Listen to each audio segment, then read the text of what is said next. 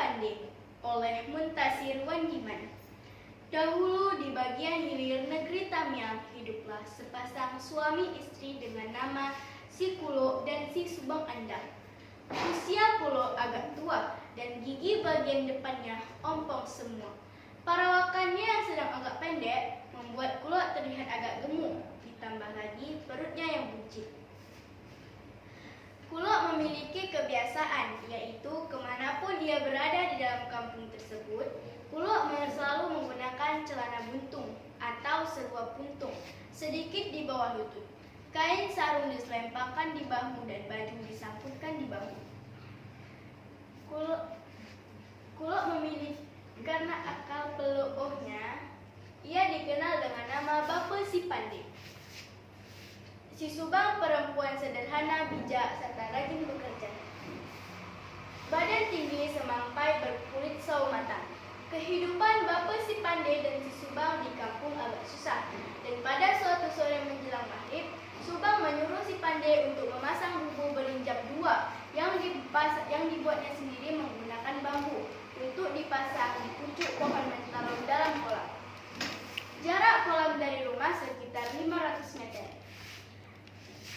Sesampainya di pinggir kolam, si Pandey melihat sebuah pohon mentalon yang berada di pinggir kolam, lalu memasang bubu tersebut di atas pucuk mentalon. Diikatnya bubu tersebut, lalu si Pandey pulang, sambil matanya liar menengadah ke langit. Dalam hati si Pandey, jika tak ada ikan, nantikan burung-burung yang silap masuk, biar ada lego bawa untuk si Subang. Keesokan pagi harinya, Subang membangunkan si Pandey untuk menjenguk bubu yang dipasangnya kemarin. Lalu si Pandey bersiap dengan mengambil parang dan kain sarung selempangkan di bahu, lalu menuju kolam. Sesampainya di kolam, alhamdulillah, tak ada ikan, burung enggang pun jadi. Yang penting senanglah hati si Pandey. Dengan langkah tegap, si Pandey pun pulang. Oi Subang, oi Subang, lihatlah apa yang kau bawa ni. Subang pun membuka pintu. Ketika melihat si Pandey, astagfirullahaladzim. Bang Pandey, di mana bubu yang abang pasang sehingga burung yang dapat? Itu dek, di pucuk pohon mentalon sesuai dengan permintaan adik. La ilaha illallah. Kenapa manalah ada ikan di pucuk pohon mentalon?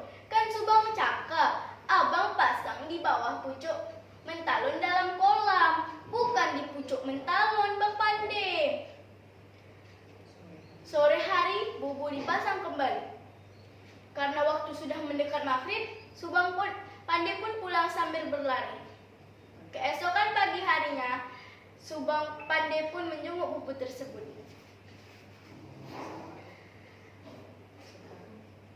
Setengah bubu berisi ikan sepat. Dengan semangat, si Pandey mengangkat bubu tersebut sambil melihat mata ikan sepat satu persatu. Tak ada kulihat yang buta, dicampaknya kembali. Alamak, mendelik semua matamu sepat, dicampaknya kembali. Butalah engkau, kata seekor sepat. Juga tidak, lalu dicampaknya kembali. Alamak, sudah habis ikan dalam bubu semua, tak ada satupun ekor yang buta. Memang sepat ni terawat kalilah.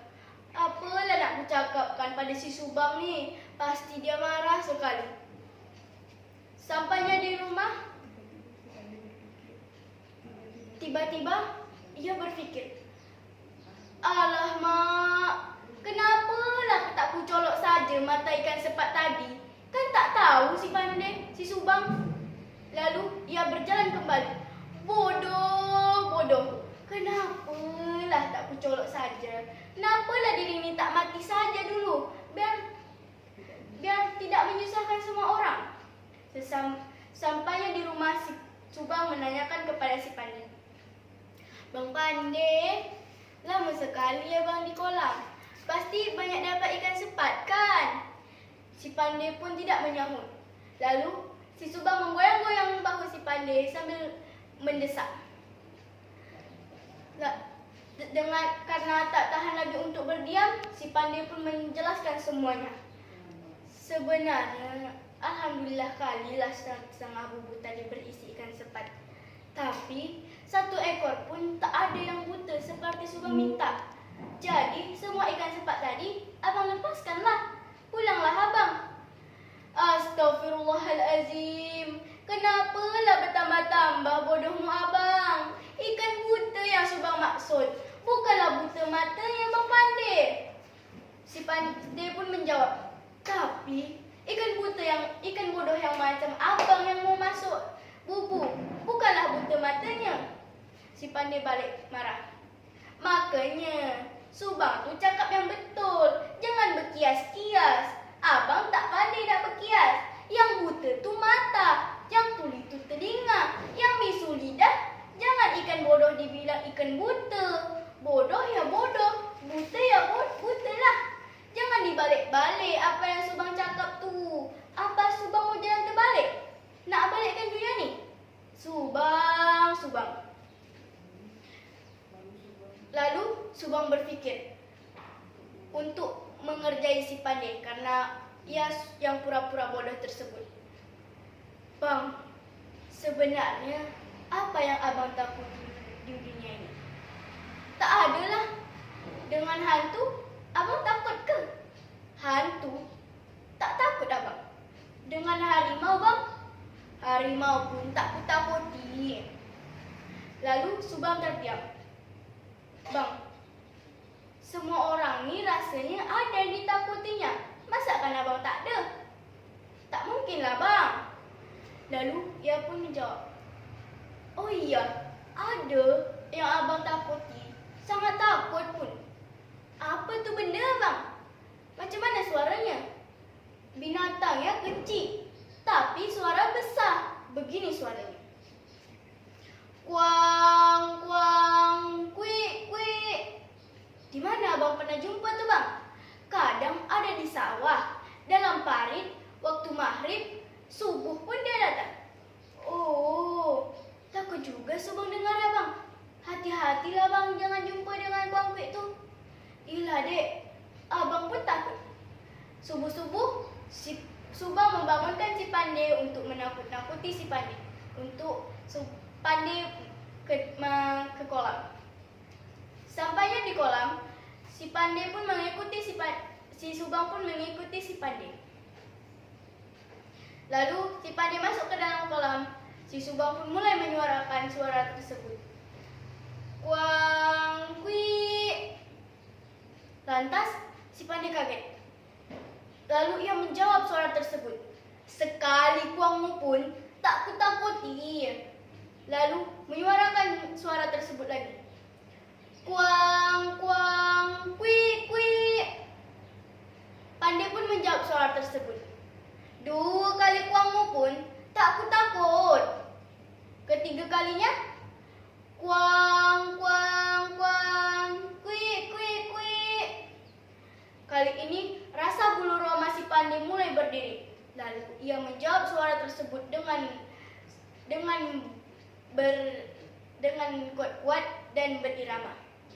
3 kali kuangmu pun tak takut, tak takut. Lalu kali ini si Subang pula yang merasa kesal karena dirinya yang telah dibodohi dengan si Pandai. Lalu ia menyuarakan cepat-cepat suara tersebut. Kuang kuik, kuang kuik, kuang kuik. Karena mendengar suara yang cepat-cepat tersebut, si Pandai pun tidak melompat dan berlari sambil menjawab suara tersebut dengan lantang. Banyak pun kuangmu tak kutakuti, tak takut. Lalu ia berlari sambil menjerit-menjerit. Lalu sudah sampai dekat rumah, suara jeritan itu menjadi suara panggilan untuk si Subang. Subang, Subang, lekas buka pintu Subang, lekas buka pintu.